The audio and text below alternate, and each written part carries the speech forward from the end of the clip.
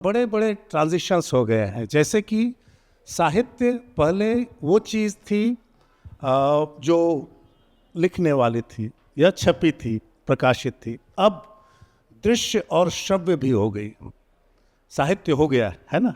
अब साहित्य वापस एक तरह से बोलियों की ओर जा रहा है। अब हो सकता है इस साहित्य की गेयता बढ़ेगी, चूँकि अब हम वेब 2.0 के युग में आ गए हैं, तो जाहिर है इसका आगाज़ तो कई लोगों ने कर ही दिया था। फेसबुकिया लेखन करने, देवेश जी आपके सामने बैठे हुए हैं, रवीश कुमार ने लिखा है और अनुपम ने छापा है, विनीत कुमार को भी और गिरीन्द्र को भी, कई लोगों को छापा है।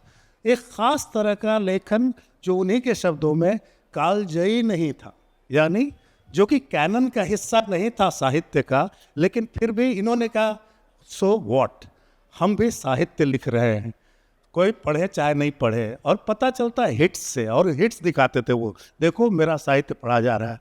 फिर ऐसे लोगों से आग्रह भी किया जाता है कि नहीं, जो तुमने लिखा है ये क्षणभंगुर नहीं है, बल्कि ये वाकई कालजयी है। तो कालजयी इसको कैसे बनाएं, उसको आप एक स्टेबिलिटी देते हैं, स्थायित्व देते हैं, यानी प्रिंट में ले जाते हैं, किताब के रूप में उस चीज़ को छाप देते हैं, जो कोरोना कथा है या दूसरी कथा है।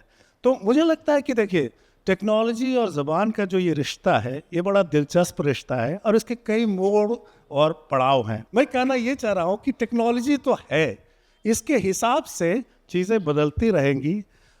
एल्गोरिदम जाहिर है हमें प्रभावित करेगा, हमारे सर्चेस को प्रभावित करेगा, लेकिन उससे बड़ी बात मैं ये कहना चाहता हूँ, वो एल्गोरिदम भी इसी से तय होगा कि हम सर्चेस कैसे कर रहे हैं, एआई के लिए हम डेटाबेस क्या रख रहे हैं सामने, तभी तो एआई सर्च करेगा। तो वो हम पर भी उतना ही मुनहसर है।